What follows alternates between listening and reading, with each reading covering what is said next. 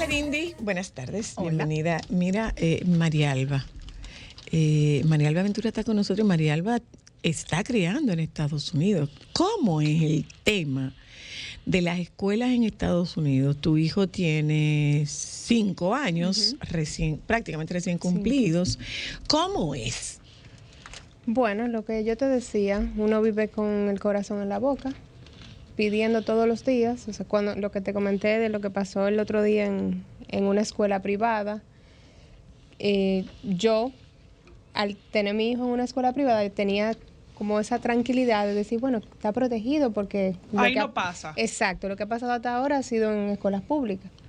Pero al llegar ahí, duré una semana que no tuve tranquilidad y yo lo llevaba por la mañana y era con los ojos aguados.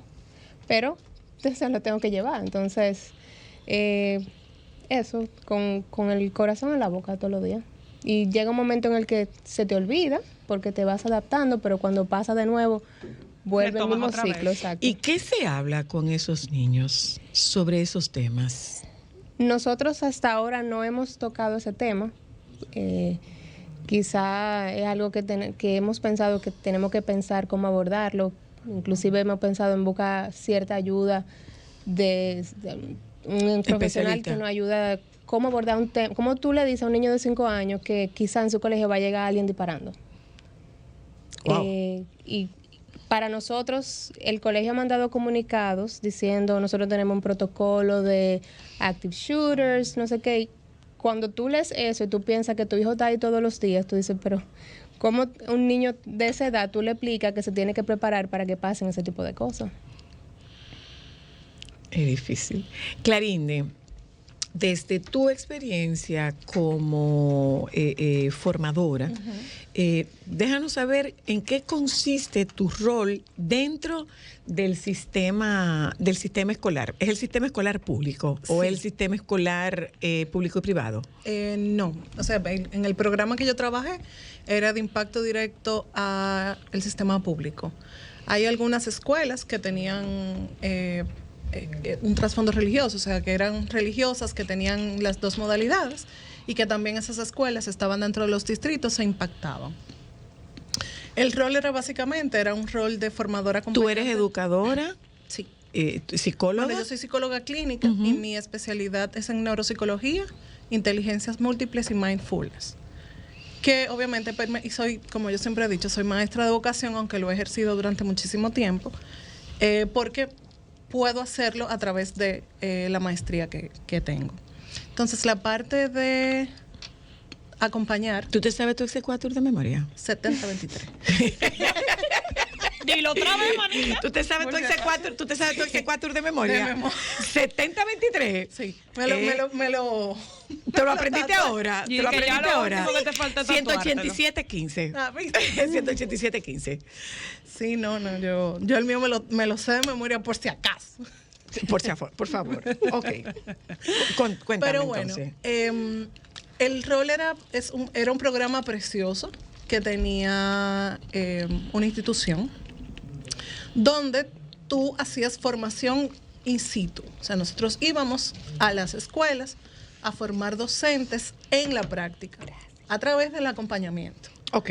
Entonces, evidentemente, eso te da un acceso a la realidad de cada escuela. Sin embargo, el acceso que te daba era para ser observador de eso y poder entonces referirlo y acompañar el caso.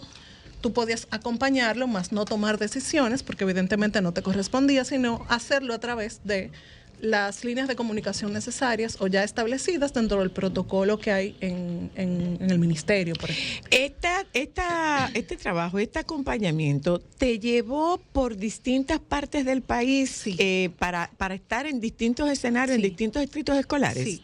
Bueno, evidentemente éramos un equipo bastante grande. Se comenzó aquí en la ciudad. Sin embargo, este programa se trabajó en diferentes regionales. Yo estuve en el sur, en una parte del sur, y aquí en el Distrito Nacional. Y evidentemente pude ver las realidades del distrito, de diferentes zonas del distrito, de Santo Domingo Este, Santo Domingo Oeste, y por supuesto la realidad de la Regional Sur, que son diferentes en cada uno de los distritos, no se parecen en nada los diferentes distritos y tú te encuentras con realidades muy diferentes. Y que gracias a Dios tú te das cuenta de que hay muchas cosas que tú crees desde afuera que no funcionan. Ok. Pero que cuando tú estás en la práctica te das cuenta que sí, que finalmente sí, hay cosas que funcionan si tú haces que funcionen. ¿Qué cosas, por ejemplo? Por ejemplo, si tú tienes un niño que no tenía acta de nacimiento, tú podías desde la gestión escolar gestionar con los organismos correspondientes que ese niño tuviera ese derecho cubierto. Ok. Entonces, sí había forma de tú... Es una población bastante vulnerable donde sucedían esto, pero si se movían las cosas que se tenían que mover, tú como gestor escolar se lograba. Entonces, sí. Había muchas cosas que quizá desde afuera tú creías que eso no funcionaba, pero que cuando tú ibas a la práctica realmente había un protocolo diseñado para que eso se hiciera. ¿En qué interviene la voluntad de los jefes de esos distritos? O de las autoridades de esos distritos, más bien. ¿En qué interviene la voluntad y qué tan prescindible o imprescindible es la voluntad para que esas cosas funcionen dentro del sistema escolar? La voluntad, yo te diría que es un 90%, porque hay muchas cosas que están escritas, pero no todo lo que está escrito se lleva a cabo.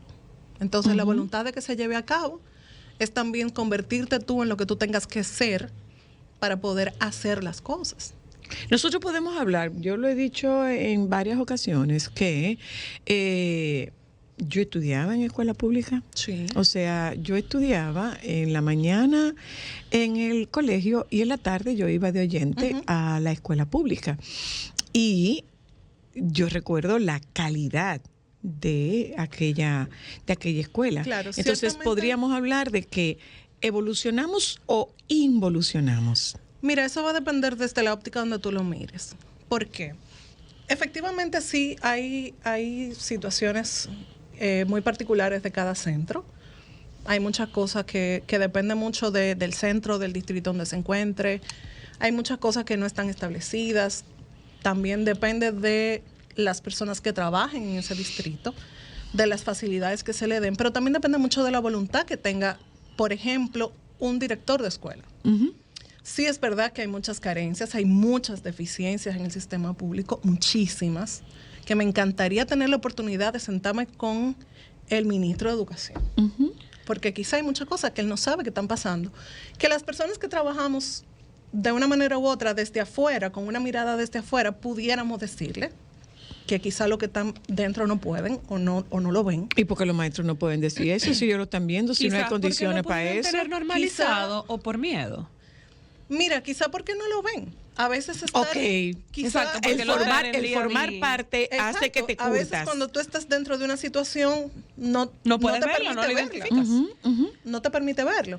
Entonces, cuando tú vas con una mirada diferente, yo diría que hasta más fresca, entonces tú puedes ver muchas cosas que están sucediendo. A veces tú lo ves y no puedes hacer nada, porque no se te permite hacer nada. Entonces sí, eso va a depender mucho. Sin embargo, hay mucha falta de voluntad para hacer las cosas bien, hay mucha dejadez, pero hay otra parte, hay otra mirada que tú ves el esfuerzo que se hace desde los organismos que se tienen que hacer, pero la recepción no es la misma, la recepción no siempre es la adecuada.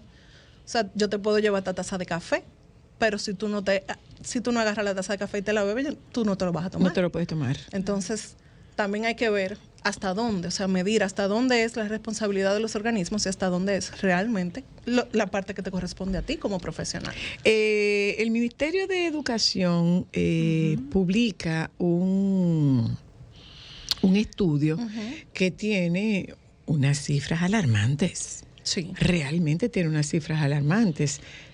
Sí, bueno, fue justamente un informe del Ministerio de Educación sobre violencia en escuelas dominicanas, donde las cifras aportadas por el ministerio son alarmantes.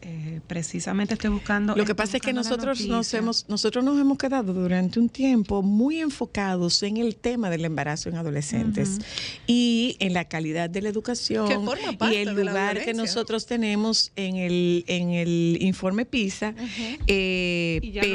Pero hay aquí estos datos, violencia social, estamos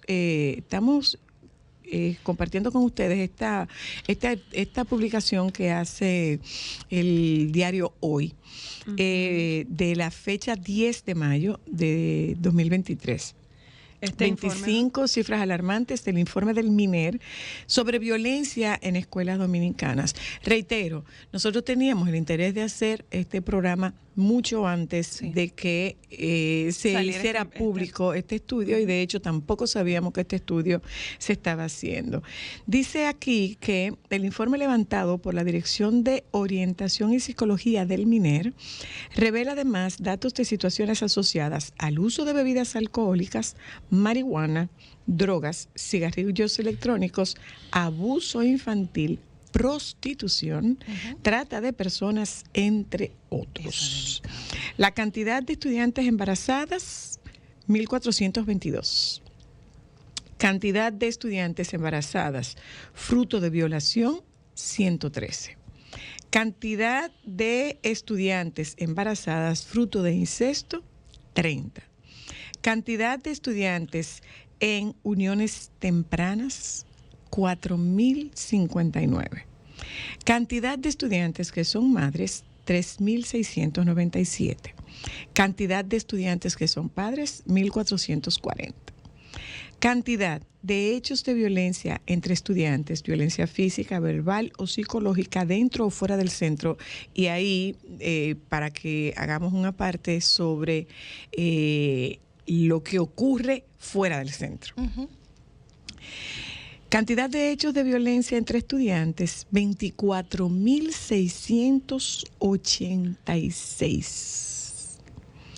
Cantidad de hechos de violencia entre adolescentes, violencia física, verbal o psicológica dentro o fuera del centro, 217.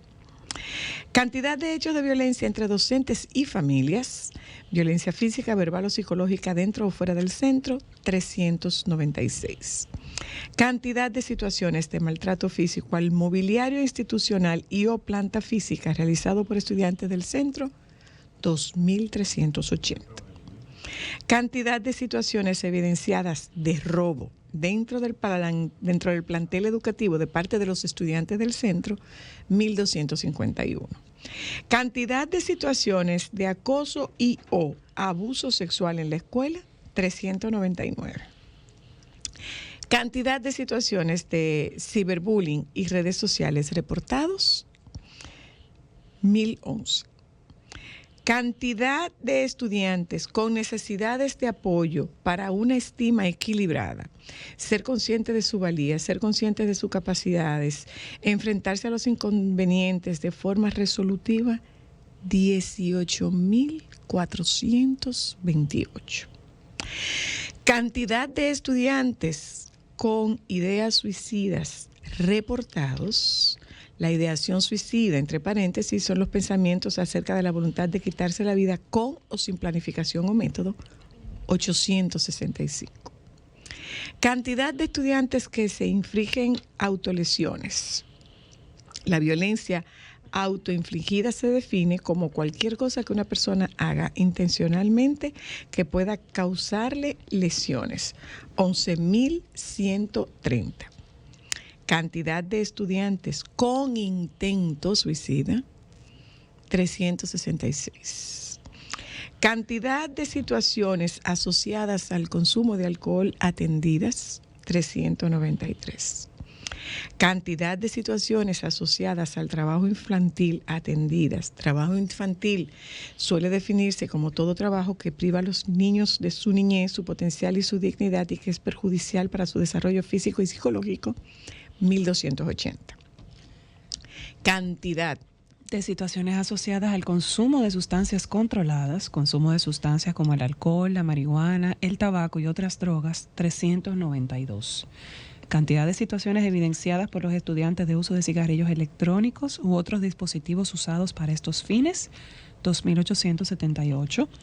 Cantidad de situaciones asociadas al abuso infantil atendidas cuando un agresor o agresora lastima intencionalmente a un menor, ya sea física, psicológica o sexualmente, incluyendo el actuar de manera negligente. El crimen es denominado abuso infantil, 1.108. Cantidad de estudiantes en su centro educativo que han sido víctimas de explotación para cualquier actividad, por ejemplo, prostitución, servidumbre, trabajo forzado, explotación sexual, abuso de poder, extracción de órganos, 97. Cantidad de estudiantes que han sido víctimas de trata de personas. La trata de personas implica el uso de la fuerza, fraude o coerción a cambio de trabajo, servicios o un acto sexual comercial, 42. Cantidad de situaciones de violencia intrafamiliar reportada, 898. En esta misma nota, la ADP manifiesta que el ministerio solo busca reflejar, cito, el problema educativo en la figura del docente, cierro la cita, cuando se evidencia una gestión de la institución incapaz de dar la atención requerida. Si nos continuamos pasando la pelota de un lado para el otro, es prácticamente imposible que podamos salir de esta situación. Este es el escenario. Ahora, cuando regresemos de publicidad, Clarindi, ¿qué es lo que se vive? Ya volvemos. Quienes nos están escuchando, ¿qué le pudo haber producido estas 25 cifras que comparte el periódico Hoy en su edición del 10 de mayo de este año 2023, que es un resumen de un informe emitido por un informe hecho por el Ministerio de Educación. Y a esto se nos une el doctor Santiago desde México. Les recuerdo que el doctor es médico psiquiatra y recurrimos a él anteriormente cuando tratamos el tema de la violencia escolar en los Estados Unidos, y ahora lo tratamos un poco dentro de lo que ocurre con México y lo que ocurre con nuestro país. Buenas tardes y bienvenido, doctor. Hola, buenas tardes. Saludos a todas, todos y al auditorio. Gracias. Hola. Contamos contigo, Jorge, porque yo no sé si tuviste la oportunidad de escuchar las cifras que revela este informe del Ministerio de Educación. Sí, las pude escuchar. La verdad no me voy a meter a hablar sobre los métodos de obtención de la información. Claro. De esos estudios o de la veracidad. Yo preferiría quedarme con ejemplos mexicanos para no meterme en líos. Y creo que en ese aspecto los medios están logrando su objetivo y están lucrando con esos datos, que a fin de cuentas son datos sacados de contexto y enseñados o mostrados de una forma, digamos, simplista, muy reduccionista, que no nos permite poder hacer un análisis crítico de lo que está pasando. Síganme aquí, por favor. Yo sé que puede sonar un poco chocante, pero definitivamente lo que está pasando en Estados Unidos no es lo que pasa en Dominicana o lo que pasa en México. Y la violencia, que es un fenómeno muy complejo que tiene que ver con múltiples variables personales, familiares, escolares, sociales, y que siempre ha estado presente en las escuelas y siempre lo va a estar, porque de por sí la adolescencia es un periodo conflictivo, y los adolescentes están en ese proceso como de encontrar su identidad, y va a generar cierto roce. A lo que me refiero con que los medios están logrando su objetivo es captar nuestra atención. Dándoles el ejemplo que les decía yo de México, hace poco salió en un periódico famoso y respetable de aquí, del país, que 1 de cada 6 víctimas de bullying se suicida. ¡Wow! Imagínate, ¿quién de ustedes podría decir que no sufrió bullying una vez en su vida? No, Solamente solamente un buleador que quedó invicto por siempre, Cris. Es la única persona que puede decir que nunca ha sufrido bullying. Entonces, si esos números fueran ciertos, estaríamos hablando de por lo menos millones de suicidios en este país. Entonces, estos datos se están manejando o muy a la ligera o a veces incluso pareciera intencionadamente tendencioso, como tratando de generar cierto miedo en la población o radicalizando incluso esos eventos que si bien son aislados, pero que tienen un montón de causas a su alrededor, si nos bombardean todo el día, todos los días con un evento, pareciera que en todas las escuelas de todo el mundo lo único que se vive es violencia, cuando en realidad no es así. ¿Cuál es esa multicausalidad? Si tú querías decir algo, Sí, Clarindi. y muchas veces quiero aclarar que muchas veces la escuela es el refugio para niños que están siendo maltratados en su casa, en su sector. La escuela se convierte en un refugio muchas veces cuando hay una persona comprometida con ofrecerle ese refugio dentro de la escuela. Entonces sí, sucede que era lo que decía Jorge, o sea, es algo multifactorial. No es algo que solamente es la responsabilidad de una persona. Aquí tenemos responsabilidad. Pero pasa una cosa, y es que esos números son los que son. O sea, yo creo en la veracidad de esos datos y creo en lo que... Y es muy probable que sea más de ahí. Exacto. Si nos vamos, porque entiendo que eso pudo haber sido una muestra escogida de la población. Porque si nos vamos a todas las escuelas del país tendría que ser un estudio muy, muy amplio. O sea que quizá eso es la muestra dentro de las escuelas. En lo que tiene que ver con estas cifras, en lo que tiene que ver, reitero, con violencia intrafamiliar, con violencia sexual, con violencia doméstica, la verdad es que los números no son bajitos. Absolutamente. No lo son. Entonces, Jorge, es un poco es como desglosar todo esto. Incluso yo recuerdo que cuando estábamos tratando el tema con lo que pasaba en las escuelas de los Estados Unidos, era como... Óyeme, esto es inaudito, es insólito que tú pretendas que un niño, o no que tú pretendas, que tú tengas que entrenar a un niño para cubrirse. Y eso no pasa con nuestra realidad. O sea, en República Dominicana esa no es la norma. Gracias a Dios todavía.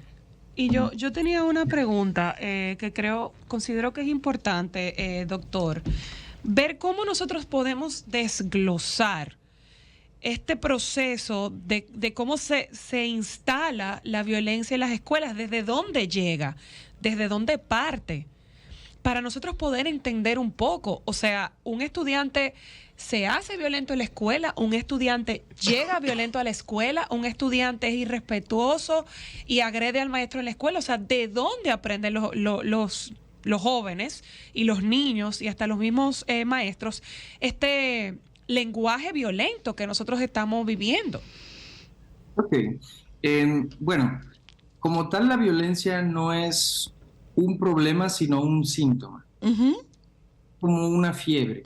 La fiebre como tal no es el problema, uno no se enferma de fiebre, pero la fiebre nos puede hacer ver que hay una infección, que algo está mal. Entonces, la violencia es el síntoma de infinidad de cosas que están pasando al mismo tiempo. Para empezar, dentro de la escuela, en el aula, ya hay un código de interacción en el que se normaliza la violencia. Así es. Los adolescentes interactúan de forma violenta a través de las bromas, de las burlas, y llámenle como ustedes quieran, que el soplamoco, que el golopón, que el calzón chino, que el matanga, lo que sea. Esos son ya sus códigos de interacción que ellos tienen normalizados. Cuando un adulto fuera de este código ve una situación de violencia, la ve como no natural, no la ve como alguien que está dentro de ese grupo que ya así interactúa. Entonces, también está pasando que muchas veces estamos interviniendo en estas pautas de interacción, marcándolas como una violencia, digamos, desnaturalizada o fuera de su contexto, y se están, vaya, eso de cierta forma infla los números que ustedes acaban de mencionar. Y de ninguna manera yo intento hacer de menos... descalificarlo. De estas estadísticas. A lo que voy es que puede que estén algo inflados, sobre todo por esto que les digo, de que ya esa violencia en muchas situaciones está naturalizada y es parte de ese proceso. Los adolescentes forman su identidad a través del diferente, a través de lo que yo soy y los demás no. Todos somos estudiantes, pero yo soy de los que se sienta atrás, yo no soy de los que se sienta adelante. Yo soy de los tigres, entonces soy de los que mete bebidas escondidas, o yo no soy de los nerdos, o no soy de los chismosos. Así es que se va formando la identidad de los jóvenes. Y actualmente estas medidas que parecieran tener la intención de ayudar en ese aspecto, más bien están buscando un beneficio, incluso diría yo lucrativo, no tanto hacia el bienestar de los estudiantes, sino incluso de las instituciones. ¿Qué tú quieres decir con eso, Jorge? Bueno, les pongo un ejemplo para darme a entender un poco. Es algo que pasó hace poco aquí, que también bien pudiera pasar en cualquier escuela de República Dominicana. Pasa un compañero que ya es conocido por tener problemas constantemente, de esos que ya los conoce el director porque viven viendo a la dirección, pasa detrás de un compañero y le pica la cola. Entonces, ¿Le pica la cola? Le pica la cola entre las nalgas. Ah, ok. Todos hemos estado en una secundaria, en un bachiller, sabemos todo lo que eso puede implicar. Entonces este compañero agarra unas tijeras, se las pega en el cuello, en la yugular, y le dice: si tú me vuelves a hacer eso, yo te mato. Como había pasado hace poco, un ataque con un arma de fuego en una escuela de Monterrey, se tomó una medida ejemplar, se expulsó al compañero que había amenazado con las tijeras, y eso la escuela, las instituciones lo toman como una evidencia de que se está haciendo algo para evitar la violencia intraescolar. Entonces yo ahí me pregunto, ¿de qué lado está la violencia?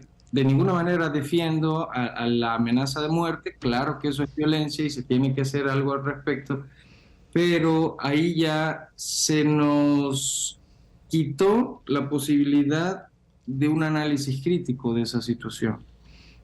Se nos quitó que se pueda corregir en ese estudiante que, si bien respondió de manera agresiva, está siguiendo los códigos de interacción que ya están establecidos en la escuela, y ya se le imposibilitó el hacer algo para poder mejorar su condición o remediar esa afrenta. O sea, estamos hablando de que es una extracción pero el síntoma permanece. Sí. Estamos tendiendo a los linchamientos ahora, para que quede evidencia de que se está haciendo algo cuando en realidad no se está resolviendo nada. Es, por ejemplo, lo que ocurre con las chicas que se embarazan. Las sacan de la escuela. Sí. Exacto. ¿Y ahora qué posibilidad tienen? Ya no van a tener una posibilidad ni siquiera de una educación. Ni siquiera de una educación. Yo voy un momento a publicidad.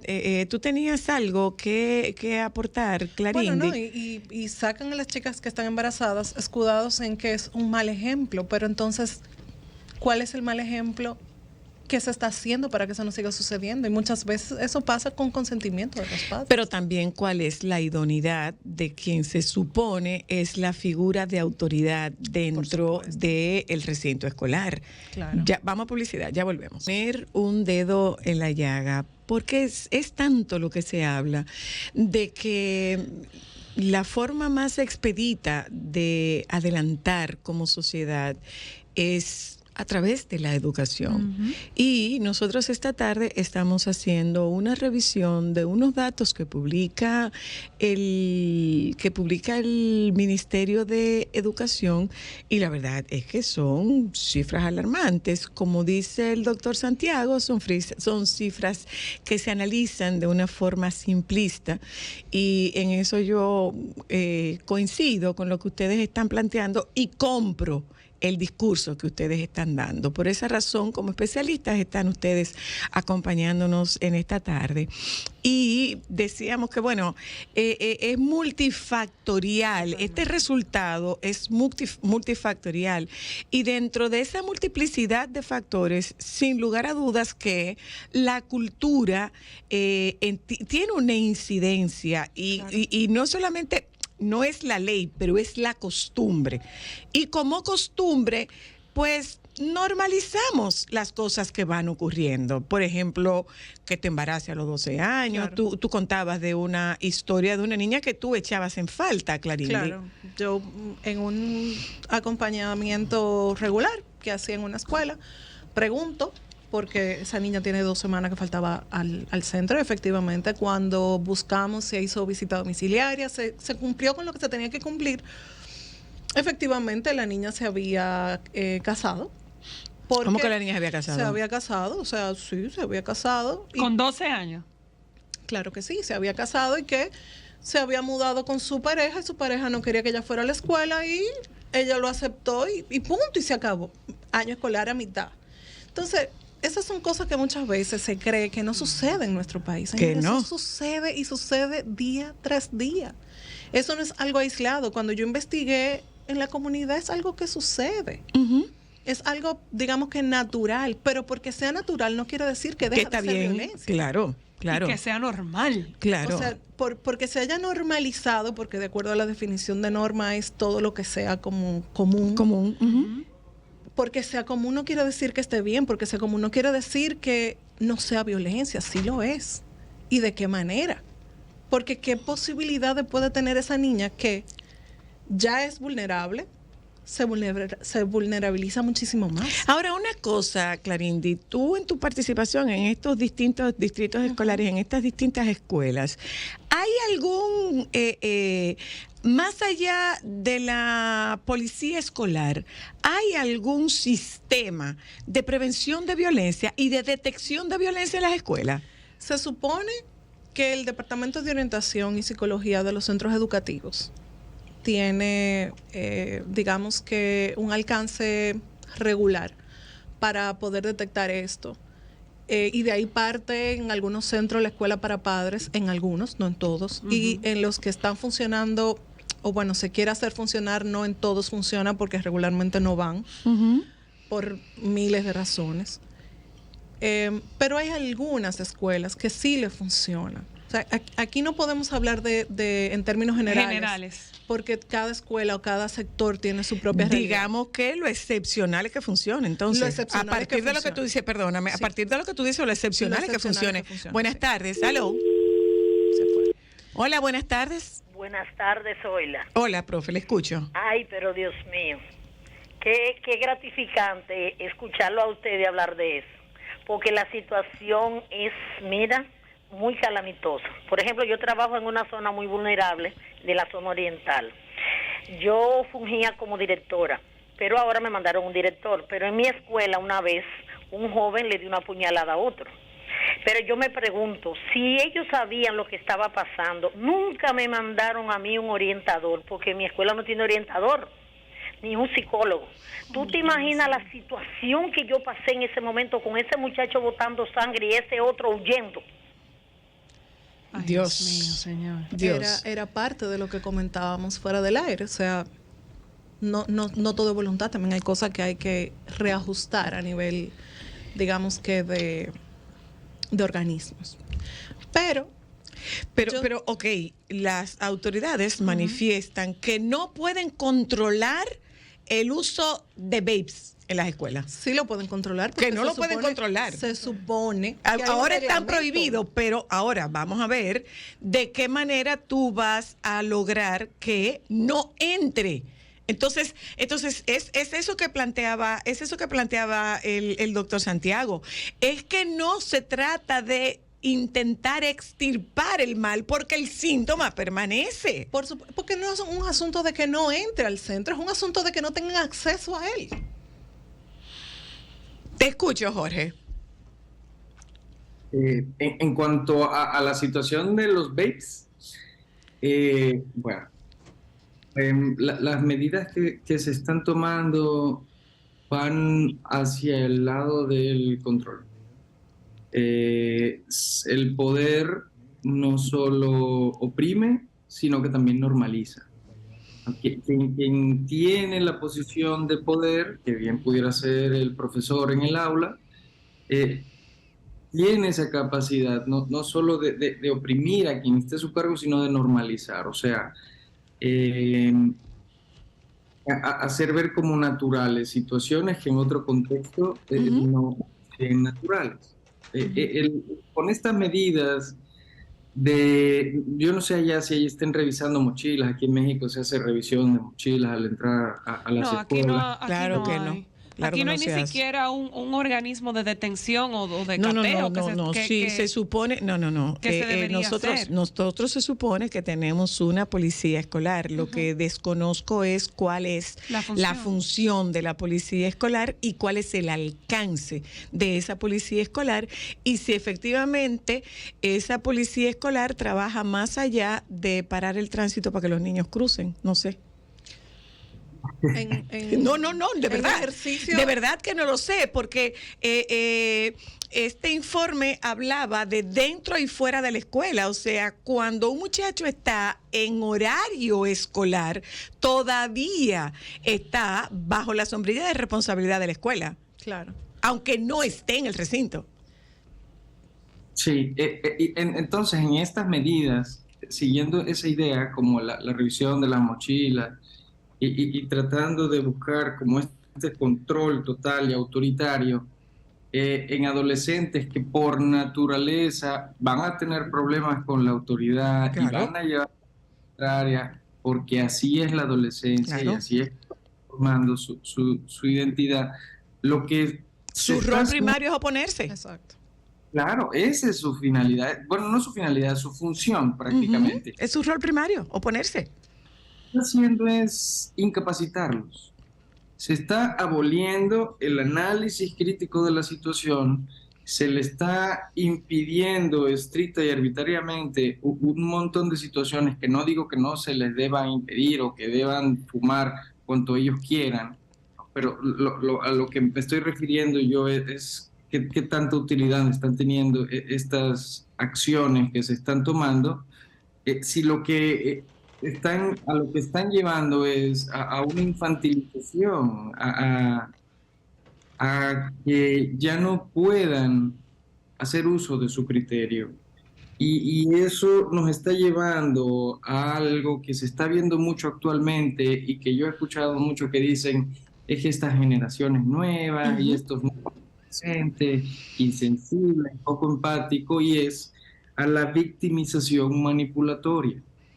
O sea, personas o adolescentes que sacan provecho consciente o inconscientemente de su posición de víctima, entonces impiden la visibilidad de las víctimas reales y hacen que todos se muevan para que en este papel de víctima se me quite, o sea, como si yo fuera inmune ya a cualquier responsabilidad y se tienen que hacer cargo de mí y resolver para que yo deje de ser una víctima. No sé si me explico con esto. Claro. Totalmente. Claro, sí, te oigo, Mira, justamente por ahí iba un tema que yo no quiero que se deje de tratar y es la parte de la salud emocional que va, por supuesto, de la mano de la parte conductual. Por supuesto. ¿Por qué? Porque si bien es cierto que en ese momento se te coarta, se te cohíbe de hacer algo y se corta, como bien explicaba Santiago, tu criterio, hay que darte ese criterio antes. Ah, claro. Bien, Claro. o sea, tú tienes que tener ese criterio, tú tienes que tener esa formación que no se da en las escuelas. Eso es educación En la casa. de hogar. Claro. Pero ¿qué sucede? Que se vuelve un círculo vicioso cuando mamá o papá, o mamá y papá en el mejor de los casos, no están presentes dentro de una... Están demasiado empeñados formación. en otra cosa. Pero además de eso, nadie da lo que no tiene. Nadie da lo que no tiene. Y si yo como mamá o yo como papá no tengo digamos que esos criterios en mí, no se los puedo pasar a mis hijos. Entre parte de esos criterios está justamente la capacidad para resolver conflictos. Por Entonces, supuesto. la forma de resolver conflictos que están teniendo estos muchachos, que no los exonera de responsabilidad, No, ojo, para nada. porque no se trata de Absolutamente. exonerar a nadie de responsabilidad, pero la forma de resolver conflictos que tienen estos muchachos no es a través de la mediación, sino a Absolutamente. través de la violencia. Porque ¿qué es lo que enseñan? Exacto. Yo no Ahora, sé. no sé qué ocurre en México, Jorge, pero particularmente aquí parecería que estos muchachos se quedan atrapados entre la lucha de dos bandos, entiéndase, las autoridades gubernamentales estatales y las autoridades gremiales. ¿Y cuál es la víctima mayor? Los muchachos que están dentro del sistema con un escenario que está totalmente politizado. Y nos pasamos la pelota, fue en aquel gobierno, fue en este otro gobierno, fue en este otro gobierno, lo que pasa es que no se está haciendo nada. Y mientras tanto, nosotros estamos exhibiendo cada vez cifras más bochornosas y cifras que nos acercan cada vez menos a la posibilidad de adquirir oportunidades de desarrollo, convirtiéndose las oportunidades de desarrollo más en excepciones que en norma. Y lo peor de todo, yo siempre voy a ser abanderada de... Yo tengo una frase que me puedo estar clavando el cuchillo, pero es mi opinión. De que nosotros sí es verdad que tenemos situaciones políticas, no es mentira, pero no, la base de la situación de nosotros es social. Nosotros tenemos un problema social enorme. Pero claro, tenemos una Enorme. deuda social O sea, acumulada. nosotros sí, es verdad, tenemos problemas políticos, yo no me voy a meter en ese tema, pero nosotros tenemos un problema social enorme y parte, además, de la salud mental. Sí. Porque tú no puedes dar bienestar si tú no estás bien. Y ahí caemos en el tema que hemos estado reclamando tantas veces, que es el tema de salud mental. O sea, muchachos con intento de suicidio, muchachos con ideación suicida, muchachos con depresión, muchachos y muchachas con embarazo, con violencia, con incesto. Entonces, de nada nos sirve hacer este programa si nosotros no visibilizamos esa parte y desde aquí planteamos alguna posible solución. Claro. En manos de las autoridades está asumir estas soluciones o estos planteamientos que nosotros estamos haciendo. Lógicamente, alguien que pueda estar involucrado en las instituciones gubernamentales dirá, ¿y qué le hace creer a esta que nosotros no hemos visto esa solución? Sí. Yo me imagino que sí, yo me imagino que todo esto tiene que estar harto estudiado. El asunto es que la forma en la que se está gestionando continúa sin dar resultados, señores. Continúa sin dar resultados. Y hoy en día se está convirtiendo en una preocupación mandar un muchacho para una escuela.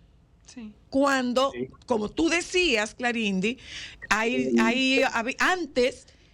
la escuela podía ser un centro de refugio, podía ser un centro de contención, un centro de acogida. Sin embargo, hoy en día ya no está brindando esos niveles de seguridad. Claro. Pero ni siquiera para el personal que trabaja le brinda. Yo recuerdo una vez que a mí me dijeron, profe, váyase. Hubo un estudiante que obviamente yo iba uniformada, por estar uniformada de una manera u otra, yo siento que se me respetaba de una forma u otra. Yo iba subiendo la escalera y me dijeron, profe, váyase. Pero no, yo acabo de... Váyase, profe. O sea, la escuela estaba convirtiéndose en territorio de nadie. En ese momento, me dijeron, llame a su compañero que está de planta y váyase. Yo no averigüé mucho. Y yo lo llamé y le dije, mira. Vámonos. Y cuando yo le dije, me dijo, espérame ahí abajo, que yo me voy también. ¿Y qué ocurrió? Había una pelea entre bandas. No dentro del recinto escolar. A las afueras. Sí, en las afueras había una pelea entre bandas. Y eso todavía está bajo la sombrilla de las autoridades y bajo la sombrilla del ministerio, se supone. Entonces, ¿cómo yo no voy a ver una conducta violenta dentro del centro si mi contexto es violento? Mi contexto social es violento. Lo que pasa es que yo estoy empeñado en mis propios intereses. Y mientras nosotros sigamos funcionando como islas dentro de esta isla, el resultado que vamos a tener es el resultado que estamos viendo. ¿Qué es lo que nosotros estamos aportando? ¿Qué es lo que nosotros vamos a aportar? Como sociedad, no nos quedemos esperando a que cuando los políticos quieran, porque eso es pararse como víctima, y no, somos responsables. Voy un momento a publicidad, ya vuelvo. Doctor Santiago y licenciada Esteban, de poco nos sirve haber visibilizado esto y de alguna forma, de manera muy narcisista, digamos nosotros, como que, bueno, yo cumplí con lo mío y yo como comunicadora cumplí con mi rol de responsabilidad social y hablé sobre este tema. Pero no se trata de esto, se trata de, vamos a proponer algunas reflexiones, compartamos algunas reflexiones sobre todo este tema, Jorge. Antes de empezar a proponer, me gustaría evidenciar la otra cara de la moneda de la salud mental que mencionaste hace rato, porque también estamos cayendo en el opuesto, en el que se está patologizando mucho. Acciones que pudieran ser incluso naturales de docentes en las escuelas.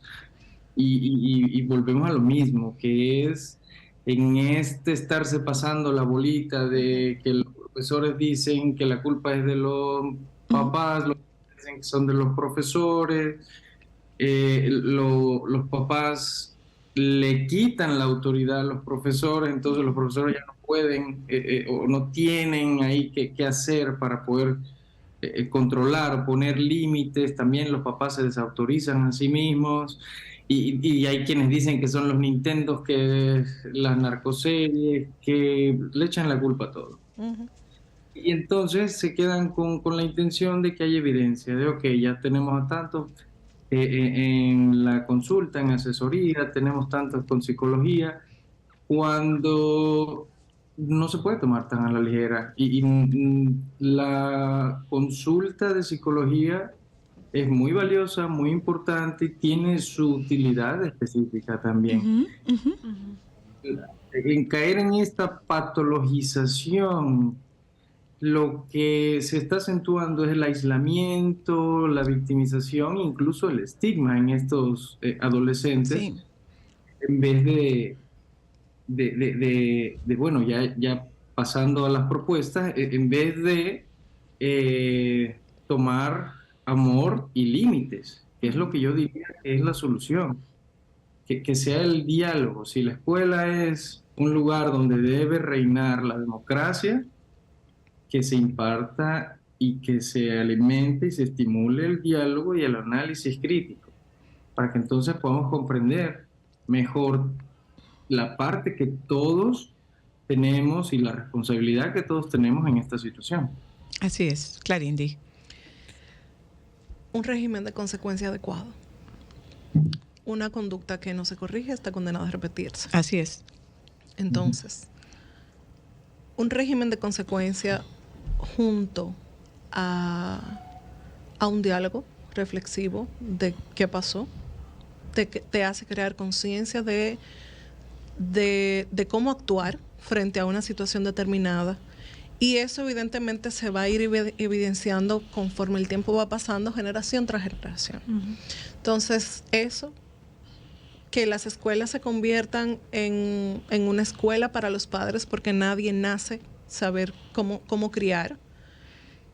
Y si tú recibiste golpes, a golpes vas a criar. Así es. Pero tú puedes y tú tienes la oportunidad de romper con ese círculo, si tú lo decides. O sea, tú no eres una víctima porque a mí me golpeaban, yo tengo que golpear. Tú tienes la responsabilidad ya de adulto de romper con ese círculo.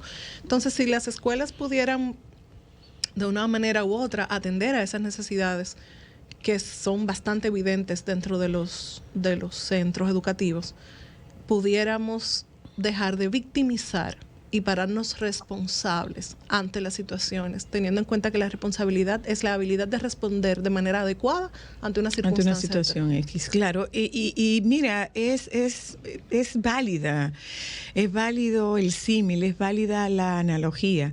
Así como hay escuelas que se comenzaron a construir y que se dejaron y que no se terminaron nunca y que están llenas de malezas, así como hay escuelas que en un temblor se les resquebraja la estructura. Así como hay escuelas, algunas escuelas que los alumnos no pueden estar cómodos y seguros dentro de las aulas porque cuando llueve la mitad del aguacero cae adentro, o si la mitad del aguacero no cae adentro, las paredes retienen la humedad y eso trae como consecuencia enfermedades del sistema respiratorio.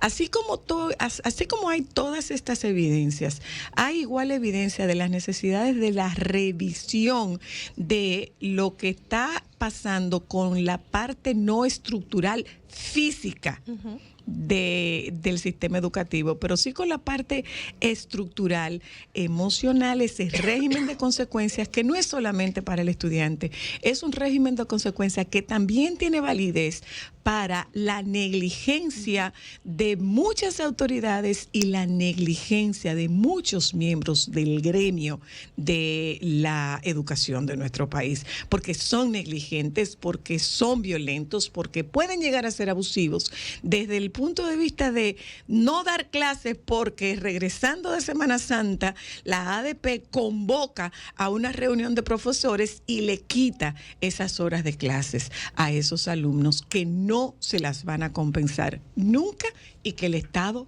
se los paga. Gracias a ustedes. Nos juntamos mañana. Gracias al doctor Santiago. Gracias a ustedes que nos acompañaron en la tarde de hoy. Invitarles a que se queden con los compañeros del Sol de la Tarde que ya están llegando. Hasta mañana.